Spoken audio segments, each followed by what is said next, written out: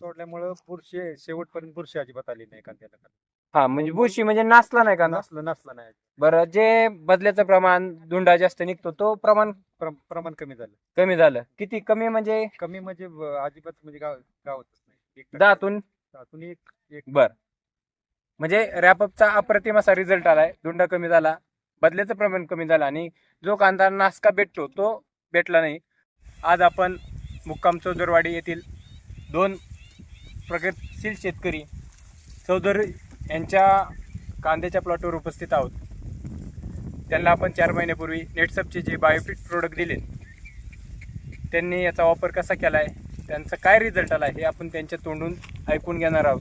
तत्पूर्वी तुमची ओळख सांगा. नमस्कार, मी संदीप चौधरी. मी दीपक चौधरी. बरं, हे जे औषधं वापरले याच्यामध्ये कोणत्या औषधांचा वापर केला आणि कसं केले? पहिल्यांदा पाण्यातून रोप लावताना स्टिमरिच आणि रॅपअप आणि स्टिमरिचचे मुळ्या बुडून ओके. लागण म्हणजे सुरुवातीला लागण करत असताना स्टिमरिज आणि रॅपअप याचं द्रावण करून तयार करून तुमची रोप ही लावली गेली. त्यानंतर त्याचा काय फरक वाटला? त्याच्यामुळे मुळकूच कमी झाली. बरं, त्यानंतर पण मुळकूज होऊ नये म्हणून आपण रॅपअप दिलं, ते सोडलं होतं का? सोडलं किती वेळा? एकदा. त्यांनी काय फरक पडला?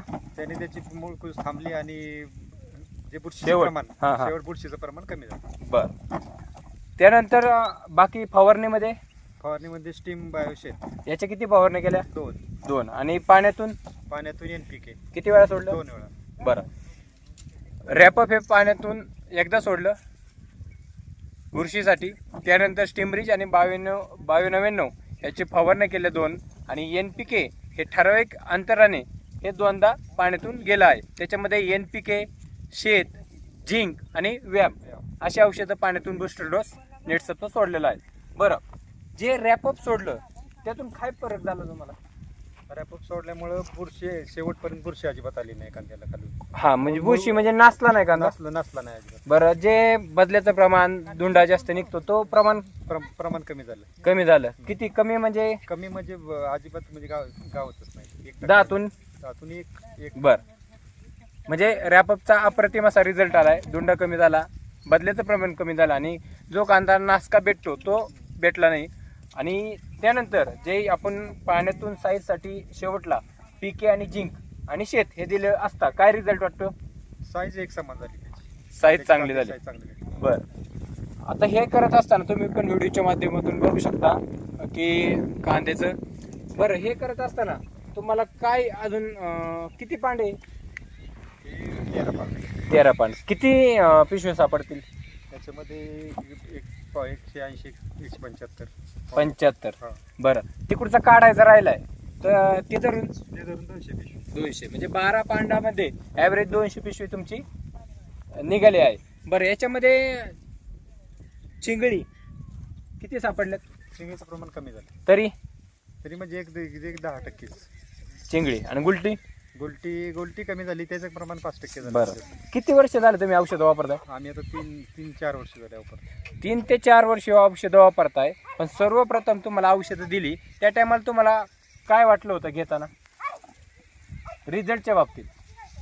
रिझल्ट म्हणजे पहिल्यांदा आम्ही घेतलं त्यावेळेला रिझल्टसाठी ह्याचं प्रमाण कमी व्हावं नाही का, कांदा चांगला आहे, पीक चांगलं आहे ह्याचं. बरं, विश्वास होता का?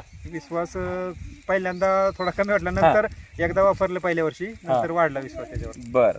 बरं, हे जैविक औषधं आहेत याच्यामुळे तुमच्या मातीमध्ये काय फरक जाणवतो का?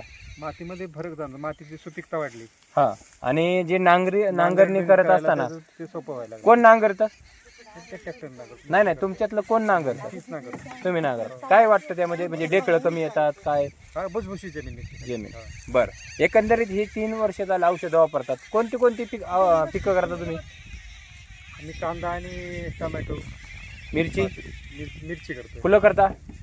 बरं, सर्व पिकांना तुम्ही नेटसपची जे औषधं आहेत, जैविक औषधं, ती वापरता का?